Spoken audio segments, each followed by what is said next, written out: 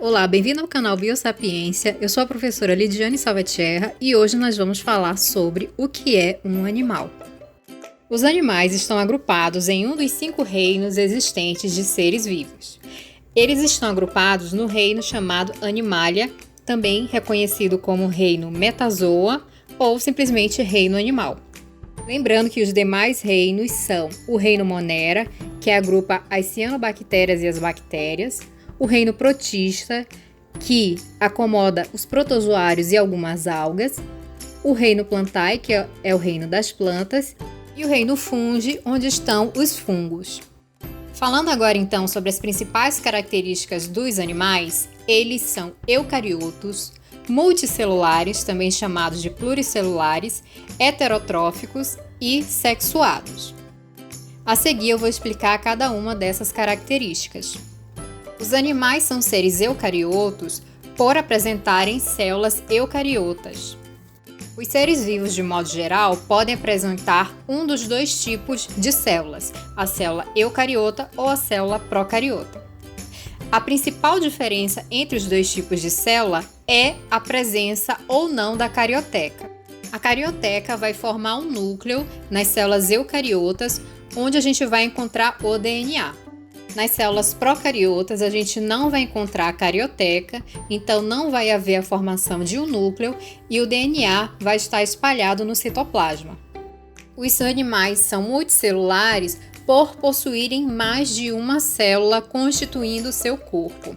Aqui nessa imagem a gente consegue observar várias células sanguíneas de apenas uma gota de sangue de um animal.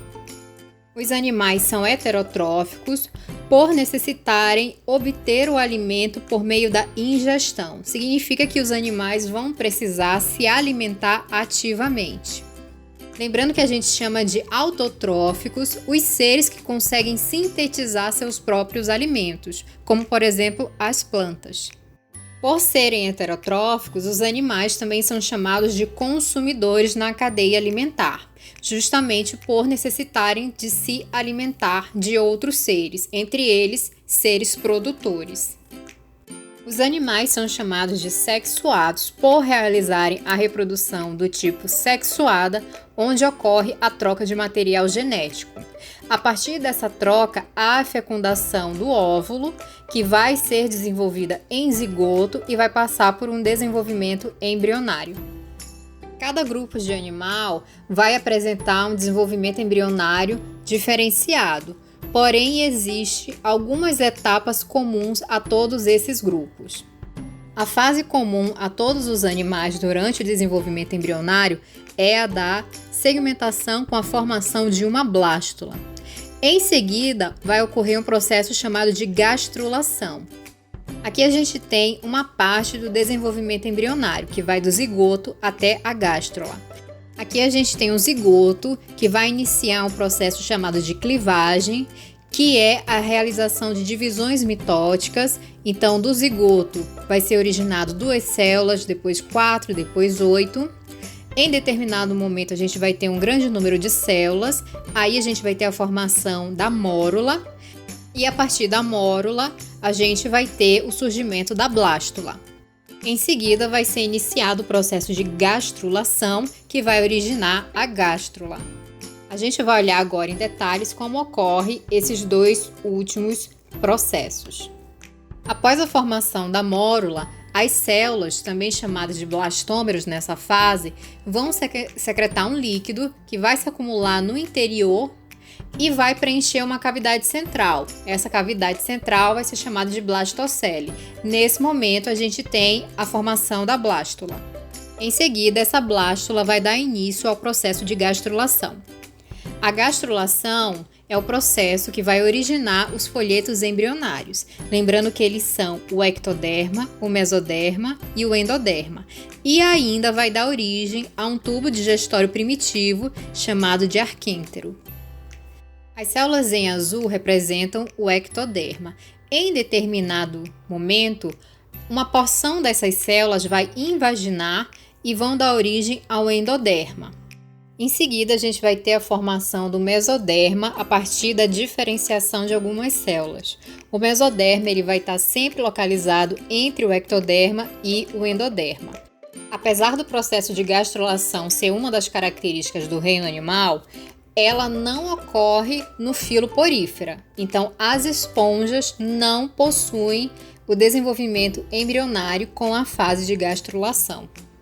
Falando rapidamente sobre a importância dos folhetos embrionários, é a partir do ectoderma, do mesoderma e do endoderma que vão se originar os órgãos e os tecidos dos seres vivos. O ectoderma, por exemplo, vai formar o tecido epitelial, o mesoderma vai formar o tecido muscular e o endoderma vai fazer o revestimento, por exemplo, do nosso sistema digestivo. Como já foi dito, os poríferas não passam por o processo de gastrulação, então eles não possuem tecido.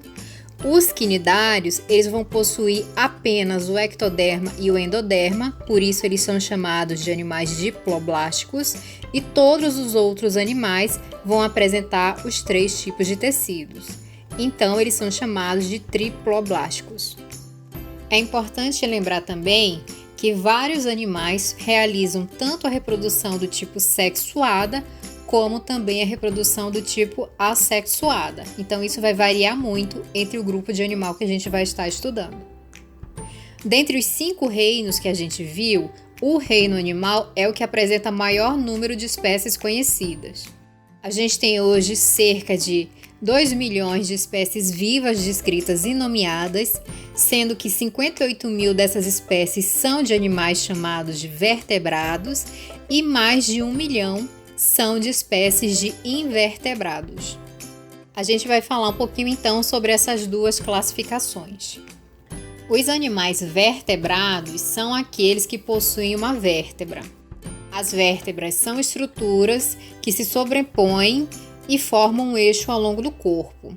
A função da vértebra é a sustentação e a proteção de uma estrutura do sistema nervoso que a gente conhece como medula espinhal. Existe ainda um pequeno grupo de animais que são considerados vertebrados, mas não possuem vértebras, como as feiticeiras. Apesar de não possuírem vértebras, vão apresentar um crânio que vai fazer a proteção anterior do sistema nervoso. O crânio, por sua vez, é uma estrutura do esqueleto interno e o crânio está presente em todos os vertebrados. Dentre os representantes dos vertebrados, a gente tem os peixes, os anfíbios, os répteis, as aves e os mamíferos, como o ser humano. Já os invertebrados não vão possuir as vértebras. Dentre os representantes estão os insetos, as minhocas, os crustáceos e vários outros animais. Existem hoje cerca de 32 filos de animais, porém, como existe uma diversidade muito grande, a gente foca principalmente no estudo de 9, que é o filo porífera, representado pelas esponjas, o filo quinidário, representado pelas águas-vivas e as anêmonas, por exemplo, o filo Platyhelminths, onde a gente vai encontrar a planária e a tênia, o filo Nemátoda, onde estão as lombrigas, o filo Molusca, representado pelas lesmas, caracóis, polvo, o filo Annelida, representado pelas minhocas e as sanguessugas, o filo Artrópoda, que existe uma diversidade muito grande, é o maior número de espécies, onde a gente vai encontrar todos os insetos, a lacraia, as aranhas, os escorpiões, o filo Equinodermata, que a gente vai encontrar o ouriço do mar e a estrela do mar, e o filo Chordata, onde a gente vai encontrar a maioria dos vertebrados, inclusive nós, os seres humanos. Aqui a gente tem um cladograma que serve para mostrar para a gente as principais características que surgiram entre esses filos ao longo da evolução. E a gente, nos nossos estudos dos animais, a gente tende a seguir uma linha de estudo. A gente começa sempre pelo filo porífera, representado pelas esponjas, e a gente finaliza com o filo Chordata. Aqui no canal a gente vai ter várias videoaulas falando especificamente de cada um desses filos. Obrigada por assistir essa aula, eu espero que você tenha gostado. Se você gostou, aperta o botão curtir, se inscreva, compartilhe e até o próximo vídeo. Bons estudos!